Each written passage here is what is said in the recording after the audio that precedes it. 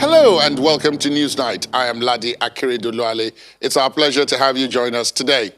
Finally, the long-planned digital switchover process has reached Nigeria's commercial capital, Lagos, as well as two of its other biggest cities, Port Harcourt and Kano. What will be the impact of this switchover on the broadcast industry and its listeners and viewers, and what does it involve?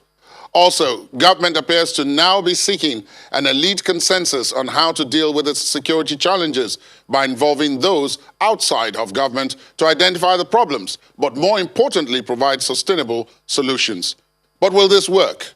NewsNight talks to the Minister of Information, Alhaji Lai Mohammed. Honorable Minister, thank you for your time. Welcome to the program. It's always a pleasure to be with you. Let's start off with the digital switchover program, shall we? It seems as if you are ready to take on the big wheel at this point, which is Lagos. We had started with some of the other cities before now, but Lagos is coming up now. Maybe we should begin by asking, why Lagos now? Lagos now because when we rolled off in 2016, we tried to experiment, so to say, with states that wouldn't pose too much of a problem to us in terms of the number of set-top boxes they would need. And we wanted to make sure that this thing works in other smaller states before we come to Lagos. Let me give an example. We believe there are about 24 to 25 million television households in Nigeria. And over 5 million is in Lagos alone. So if you want to roll out in Lagos, you must be ready to have 5 million set-top boxes. So we have to prepare specially for Lagos. And that is why after we've rolled out in 6 states, actually 5 states and the FCT, we felt that our phase 2 of the rollout should start with Lagos, Port Harcourt, and Kano, in that order. The 3, some would say 3 biggest of the cities. Absolutely, yes. Now, it's good you mentioned the issue of the set-top boxes, because that had been one of the things that so many people had asked questions about between when you announced that the rollout was going to take place in Lagos and now. Where are they supposed to get this set-top boxes? Are they supposed to pay for them, or is it being subsidized by the federal government, and so on? What's the plan? What's the arrangement in that regard? It's not going to be subsidized by the federal government again, no. People, Nigerians, will pay for their set-top boxes. But you see, paying for the set-top boxes is by far a better value proposition than what obtains now with pay TVs.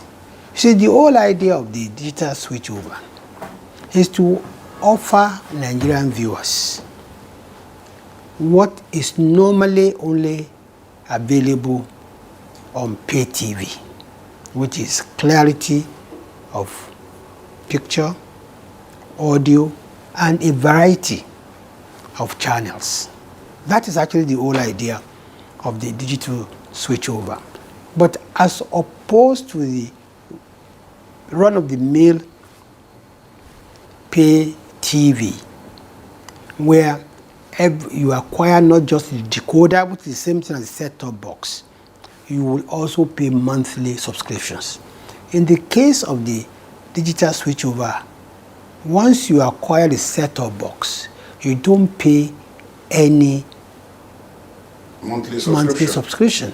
You only pay an annual renewal fee, which we call digital access fees. So it's by far a better proposition than what is obtainable today in terms of reaching, the people, giving them better quality television, better content, better programs.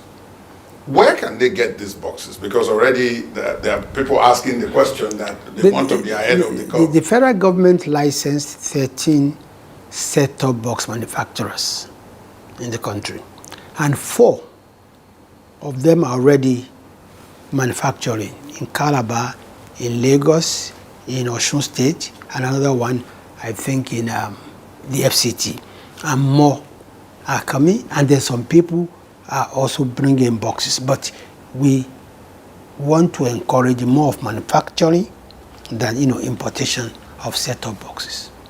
Okay, so for us, if I wanted a set-top box now, I would have to look for one of these licensed vendors, so to speak, Absolutely. or manufacturers, yes, to be able to get. So I can go to anyone, really. Any of them. There's none that the federal government is recommending or the ministry is No, recommending. we license 13, so you can go to any of the 13. But the beauty of this program is that if you bring in any set-top box from anywhere, in the world, outside those 13 set-top boxes, it won't work.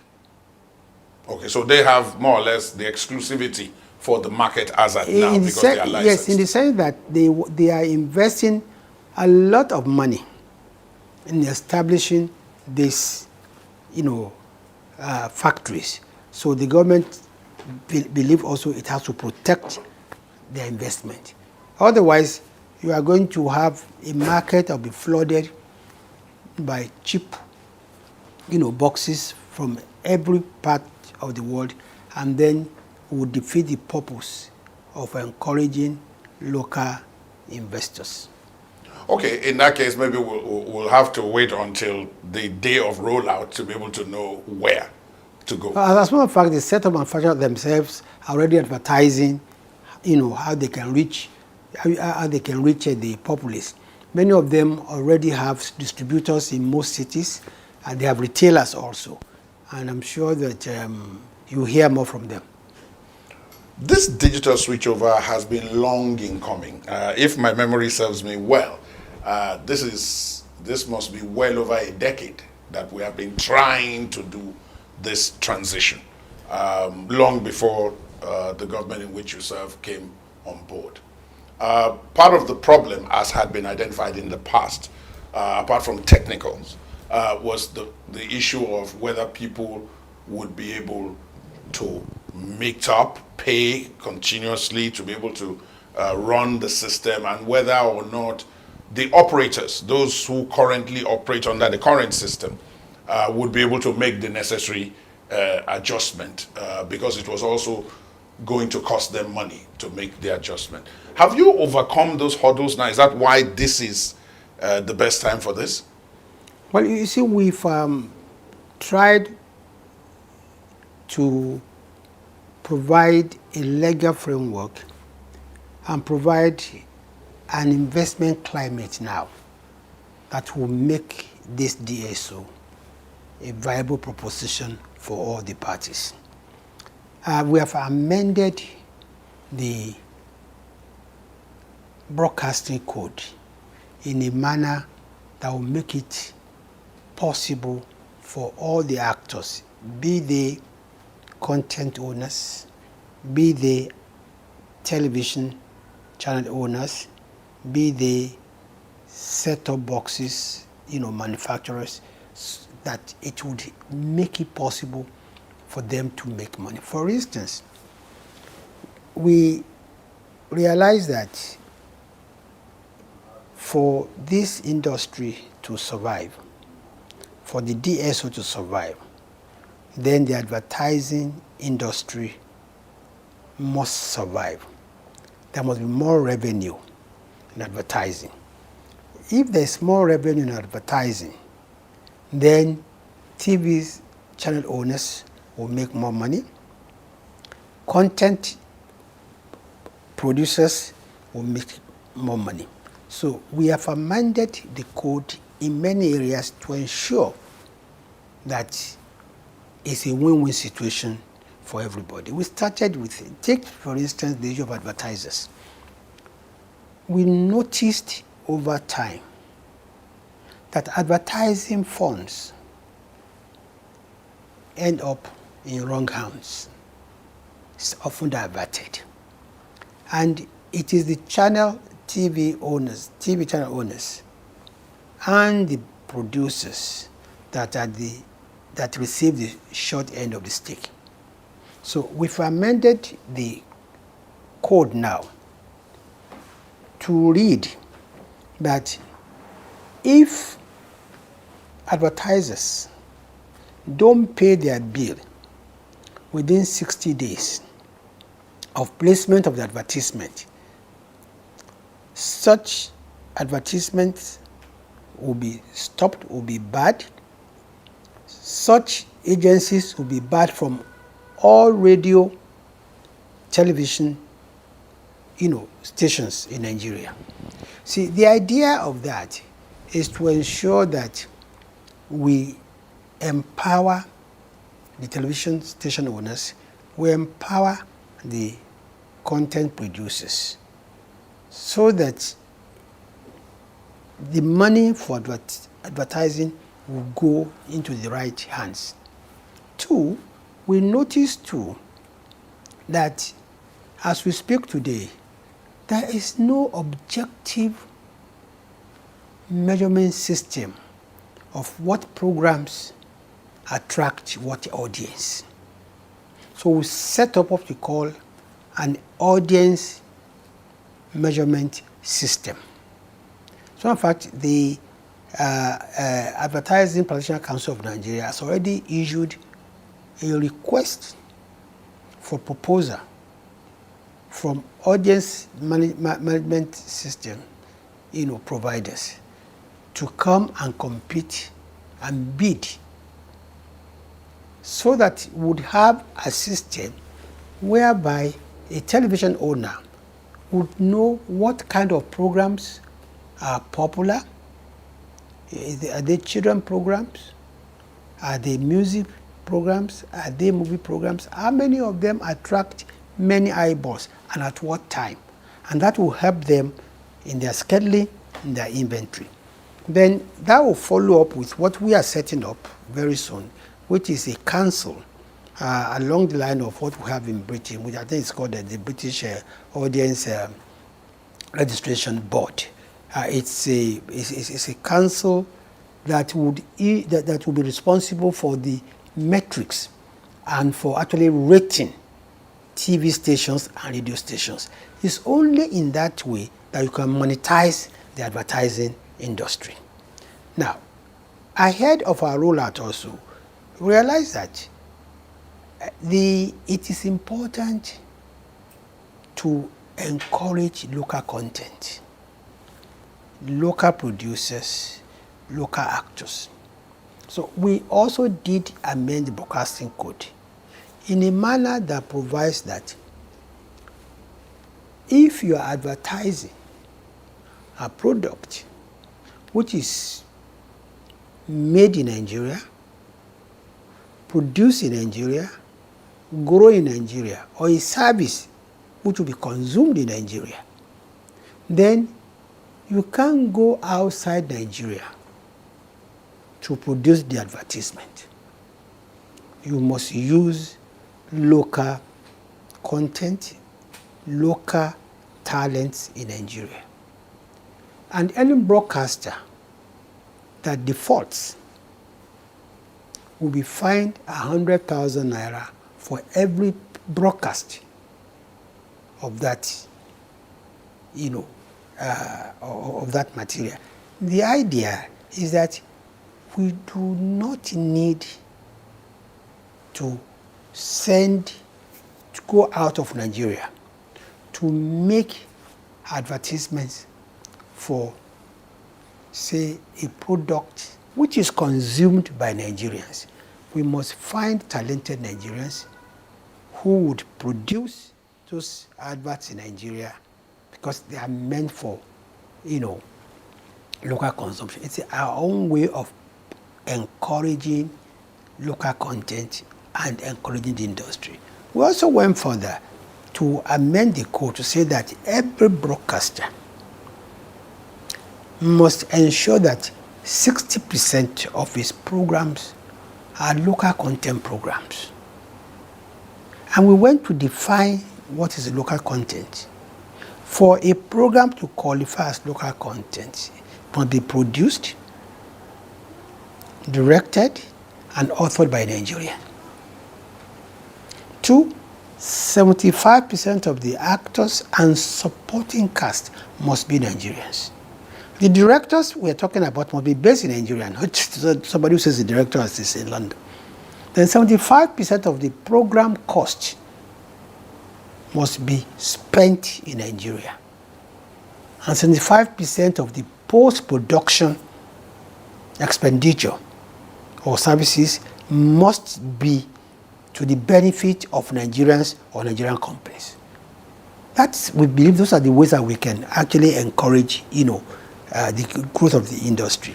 Now, we also went further to say that if you are going to buy a sports rights in Nigeria, there's no exclusivity clause again.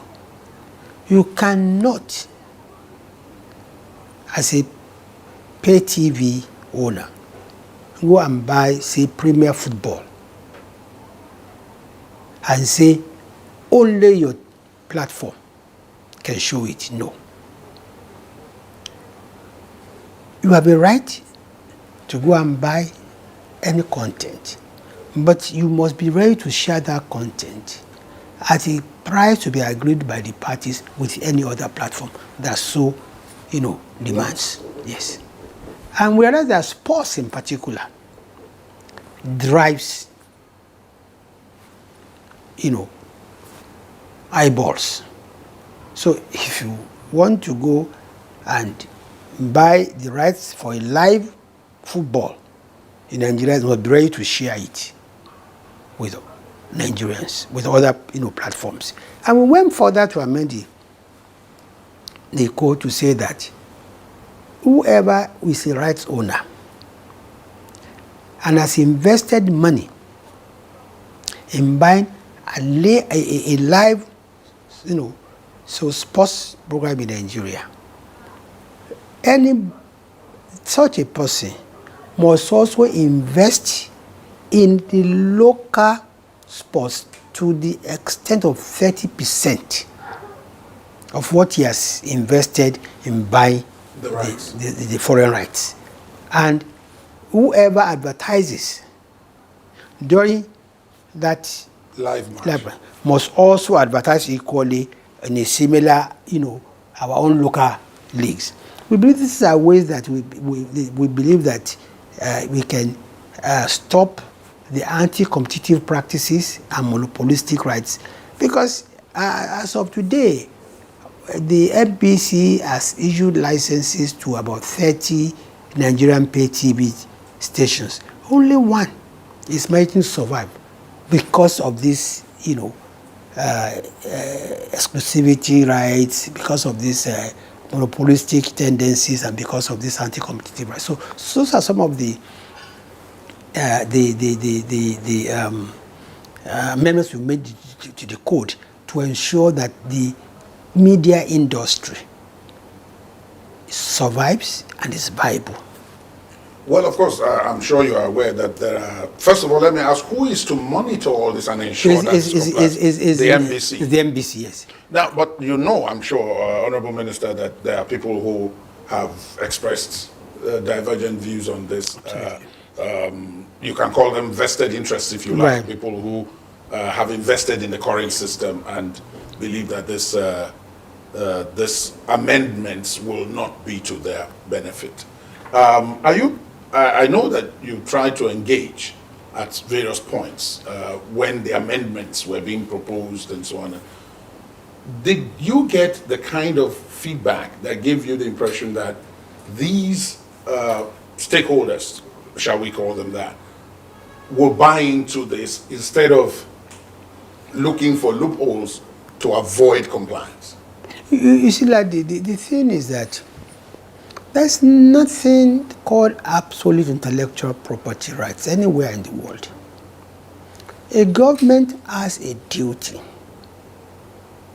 to look at and do what it believes is in the overall interest of the country, not of a particular sector of society.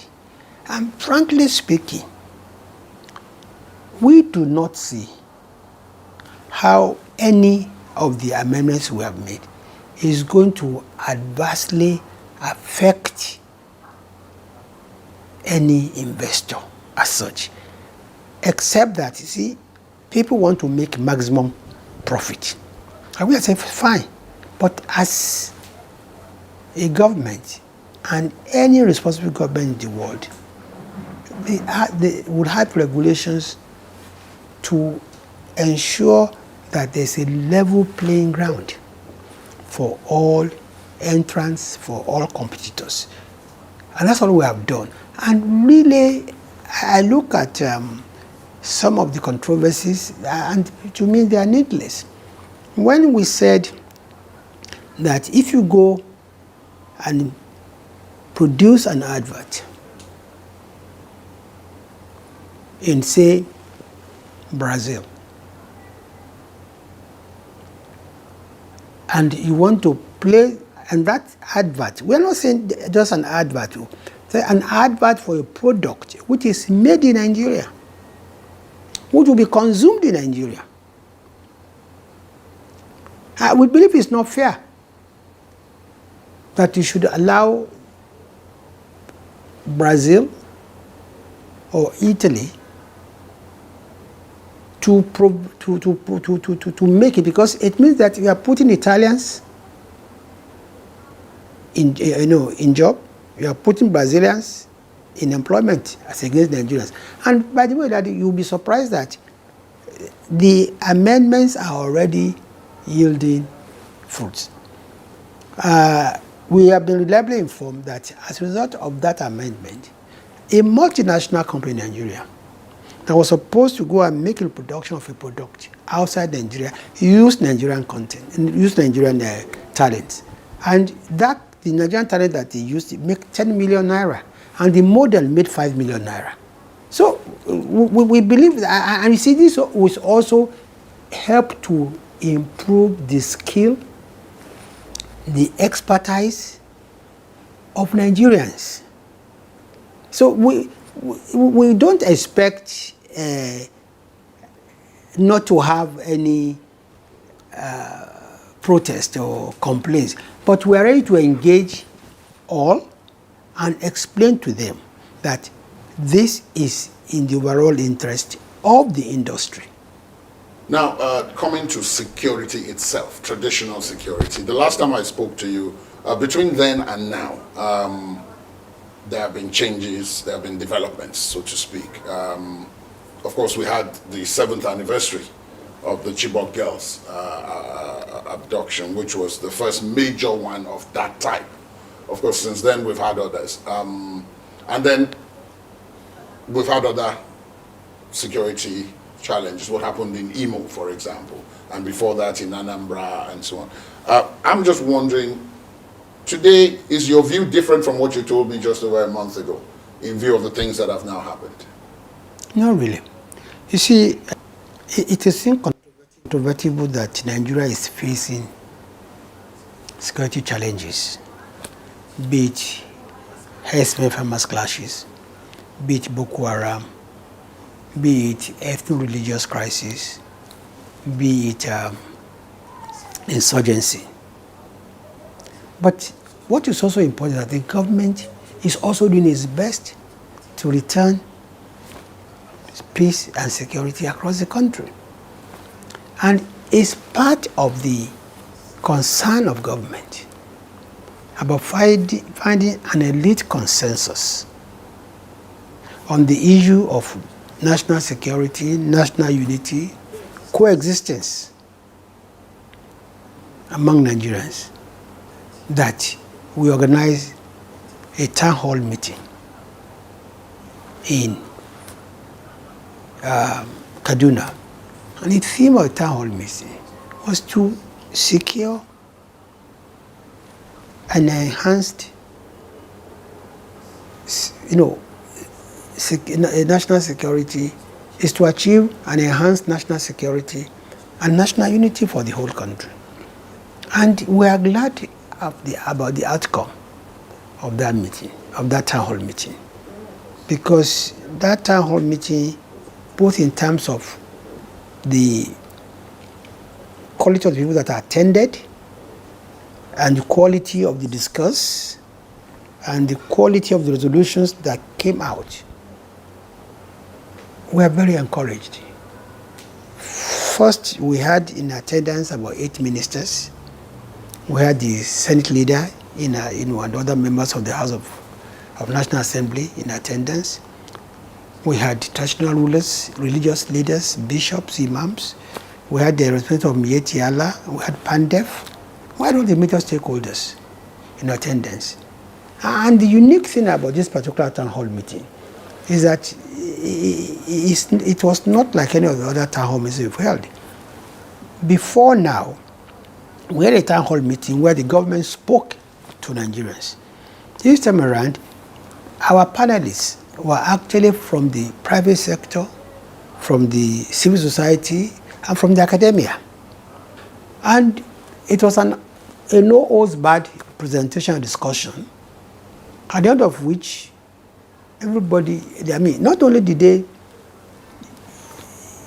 give, reasons or, why we have problems, but they also proffered solutions to the problems that we had.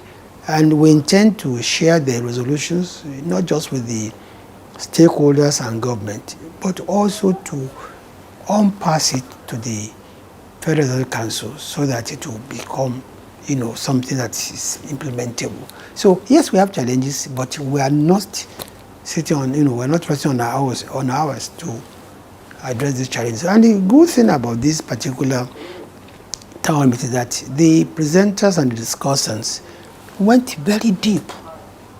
They were unsparing of government, actually. Oh, no, that's actually, yes, it was very, but they were very unsparing. But they were not just only unsparing of government, they were unsparing of governments. Because I know each of them said, we've had this problem for decades.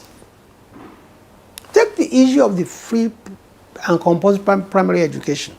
Yes, which we discussed about, particularly for the North. For the North. The fact is that in 1973,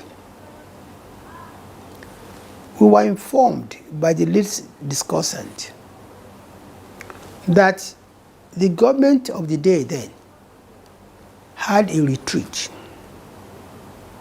and said there must be a national pledge. What is that thing that we must do to ensure that we do not go through another civil war? The government of that day came out with the decision that what will prevent another civil war is to ensure that anybody born after January 1970 has free and compulsory primary education, primary school education. Regrettably, that administration was overthrown 2 years later, and all the lofty ideas, all the preparations that were made to ensure that every child of school age acquires compulsory and free education were jettisoned. And we are paying the price today. Because if you have 13.3 million students, children out of school age, that is the market from which Boko Haram, bandits, IPOB, and other, militants, that is the market where they recruit their people. So one of the resolutions of our town meeting was that all levels of government must ensure that we go back to that and ensure at least free primary compulsory education for the first 9 years of school for each child. So they didn't spare us, but they didn't spare any government either. And they were made it clear that we didn't get to where we got here overnight. For instance, I remember what the lead speaker also made reference to what happened in 2007 in Kwara State, when the then Commissioner for Education decided to conduct a test for all the teachers in primary school or secondary school. And he asked them to the same exam that they set for primary 4 teachers. For primary 4 students? Yes, sorry, for primary 4 students, that they should go and do the exam. 90% of them failed. I remember that incident. You do. Very well. Now, so you can see that this decay has been over time. But we are courageous enough to ask people to examine us and come up and give us implementable, solutions. And the consensus of that meeting was, one, the primacy of law and order is important for any society. Rule of law. Rule of law. 2, it was also decided that judiciary must be decentralized and be reformed using through constitutional amendment. That security agencies, be military, be police, and others, must be expanded in number. They must be retrained. They must be given the technology to address emerging security challenges.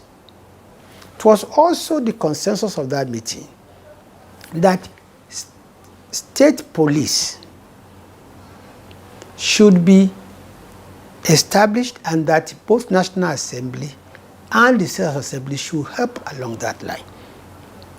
It was resolved also that the age-long roles of the traditional rulers must be restored if they want them to maintain order and security in their domains. Don't forget, it was 1976 local government reform that actually took away those roles from the traditional rulers. Another resolution of that meeting was that we should go back to the drawing board in relation to local autonomy for local government. Because if you don't give them that autonomy, a lot of ungovernable, spaces are going to grow. But more importantly, it was resolved at that meeting that the cry, the agitation for political restructuring is okay. However, what is not okay is the call for secession or for separation.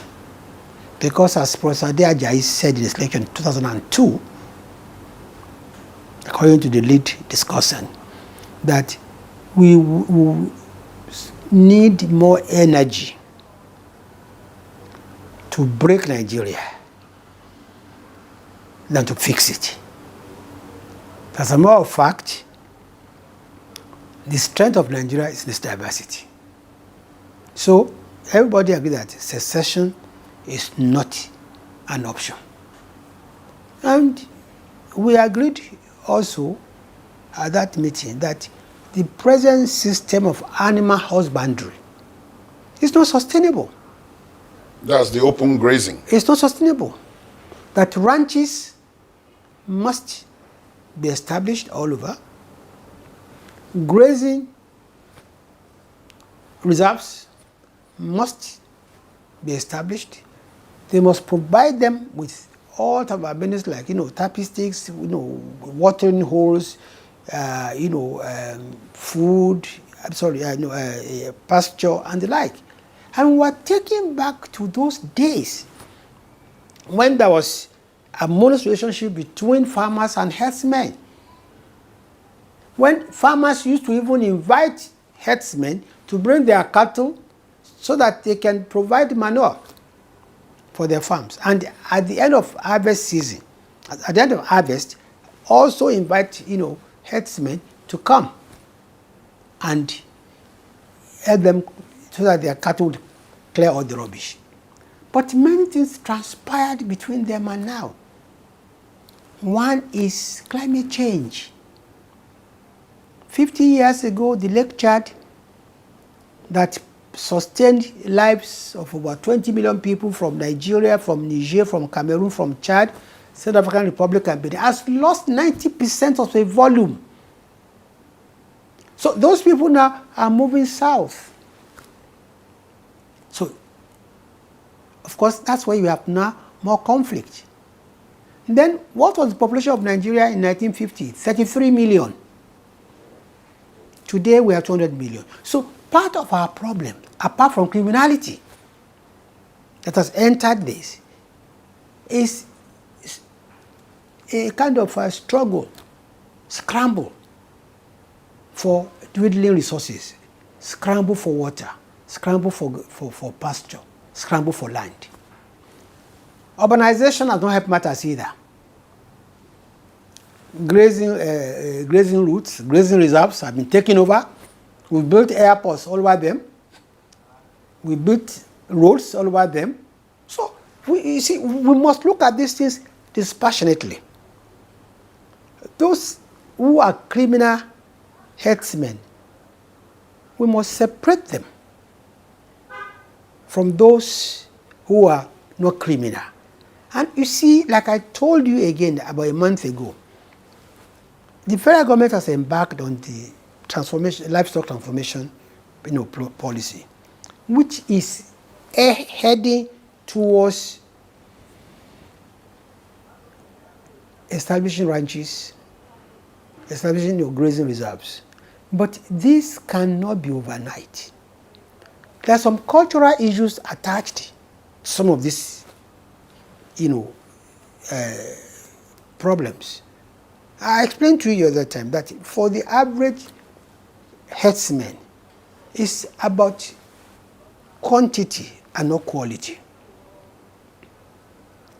That while it has been proven that a cow that is sedentary in one place produces 10 times the amount of milk that the roaming produces. But you need to convince, you need to persuade, and that's why we are spending a lot of energy in advocacy. That, listen, it's cheaper, it's more sustainable, even for you to have ranches. And the federal government is determined to see to the success of the livestock transformation program. Now, a lot of the things you've mentioned, for example, going back to the issue of education and making compulsory, getting all this 13 plus million out of school children off the streets and not providing a market for bandits and other such elements to be able to pour from.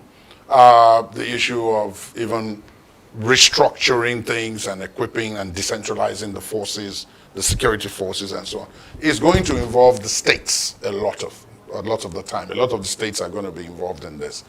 Even the National Livestock Transformation Plan is going to involve the states, because the federal government, as I'm made to understand, has no land of its own. No. So if it does not get the cooperation of the states, there's nowhere to put these ranches, so to speak. But one will wonder if the states have either the willingness or the capacity to do this. Willingness from the viewpoint of some of the politics that we have seen play out. When the transformation program was first muted earlier, many states said they were not going to give anybody any land, exactly, and that they had no land to give. When the issue of out-of-school children was, they said they didn't have the resources. Many of them say we can't even pay salaries. Some are about preparing to retrench civil servants now to say that, look, the way it is economically, this is not sustainable. So I'm wondering if that has been factored in to the calculation that you've just unveiled, and about engaging the states. For the issue of autonomy you mentioned, for the judiciary. For local government. And for local government. The states are the ones, at the risk of sounding as if I'm an advocate of local governments, but the states appear to be the ones standing in the way in many places of autonomy for local governments, because it provides the governors some leeway over that level of government. So I'm wondering, do you get feelers from the states that they are going to key into these things? Because if they don't key in, then you're back to square one again. Well, I think it's in the enlightened self-interest of state governments to key into this. Because at the end of the day, there's no federal citizen. There's no federal subject. We all belong to one local government, one state. And massively enough, some of the state governments are already participating in the livestock transformation policy. Of course, they have not made, there's not so much noise being made now, because they've seen that, look, we would need to live together peacefully. We need a sound economy. At the risk of sounding like an advocate for herdsmen, the truth of the matter is that there's an economy around animal husbandry which we often overlook. Take, for instance, is there any village in Nigeria you don't have at least one abattoir, or where they butcher cows? Is there any one village in Nigeria? Don't they employ people? Now look at our transportation system. Even if we are going to use rail, the farm product, whether it be crops, whether it be animal, it's a major factor in road transport, in transportation. So we must look at things from that big picture and say how we have agreed that the present system is not sustainable. We must transit.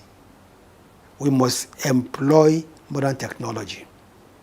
And like one of the discussants said, he said 2 animal husbandry species are successfully transformed and adopted technology: poultry and piggery.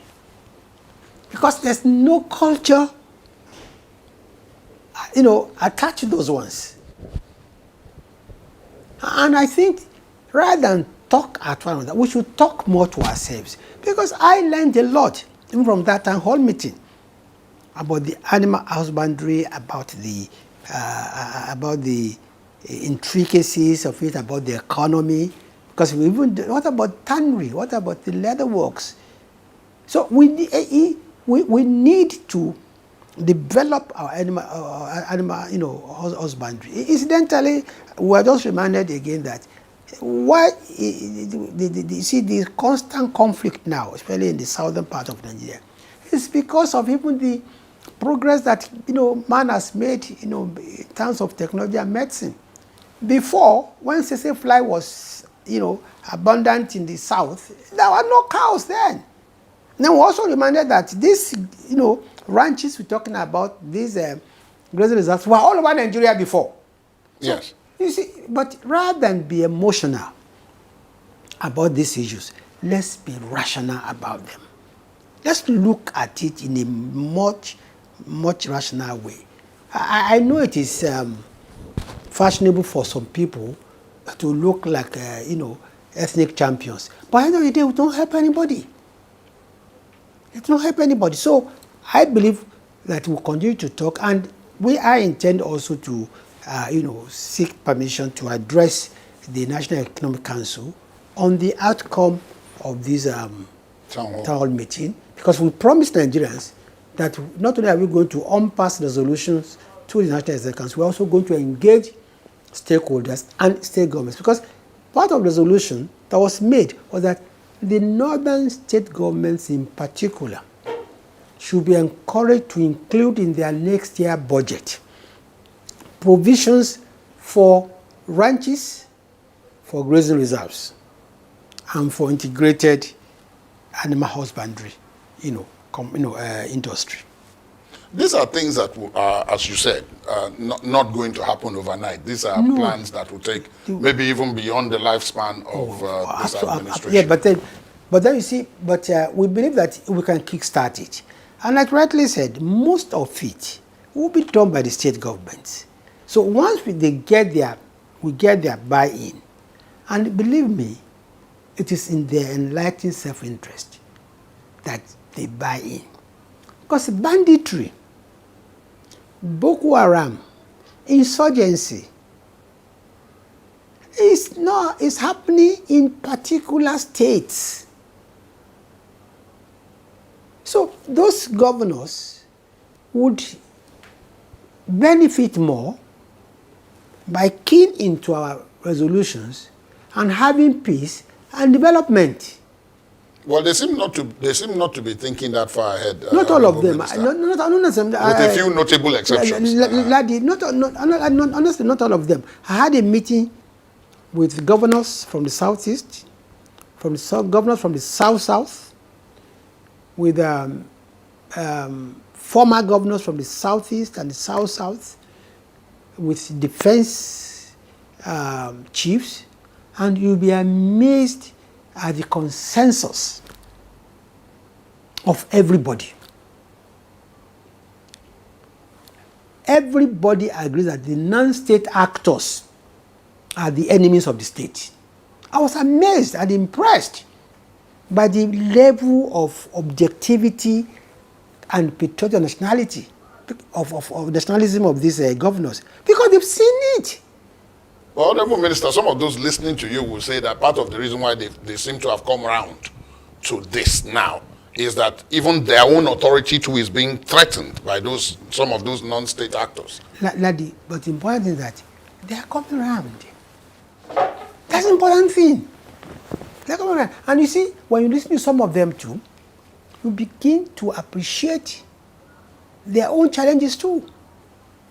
And that is why it is important for there to be this consensus from the federal, from the state, local government, between the military, the police, and the states. Honorable Minister, thank you so much for speaking with us. Thank you very much, Daddy. I think it's been quite exciting, for all the parties. Thank you very much. Thank you. Thank you. That's today's episode of NewsNight. Thanks for watching. Would like to know what you think of the issues raised during this conversation. Our social media handles are right there on your screen. You can also listen to this and previous episodes of the program via our podcast. Visit our website, channelstv.com/podcast. I'm Ladi Akiridoluale. Goodbye.